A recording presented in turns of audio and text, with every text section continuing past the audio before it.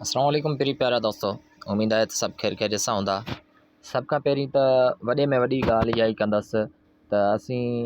जेको आहे त देसी खुराक छॾणु सबबि तेज़ी सां जेको आहे त बीमारियुनि जी तरफ़ वधूं पिया। ती हक़ीक़त आहे, इन में कोई शक न आहे। ऐं जेको आहे त फूड स्ट्रीट वग़ैरह वग़ैरह अलाए कहिड़ा कहिड़ा आइटम जेके आहिनि त बाज़ार में अची चुका आहिनि, त शायदि त असां त न खाधा हूंदा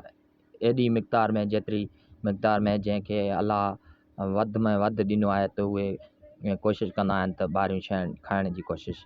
में लॻा रहनि। त यकीन करियो त ही देसी शइ आहे, जंहिंमें मूं अॼु दिलि घुरियो त हिन चटणी खे ठाहिजे, जेको आहे त जंहिंमें सावा धाणा, सावा मिर्च, साओ पुदीनो ऐं जेको आहे त लूणु, ॻाढ़ा मिर्च ऐं बसर टमाटर पिण हिन में मौजूदु आहिनि, जंहिंखे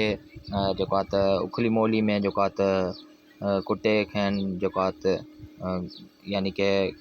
अंग्रेज़ी में चइजे त ग्राइंड कयो आहे, त यानी की हू शइ असांजे लाइ जेको आहे त चटणी थी वई। त उहा यकीन करियो, हीउ निवालो ॾिसो त हीउ यकीन रहियो त कंहिं फूड या मुर्गी जे आइटमनि खां वधि में वधि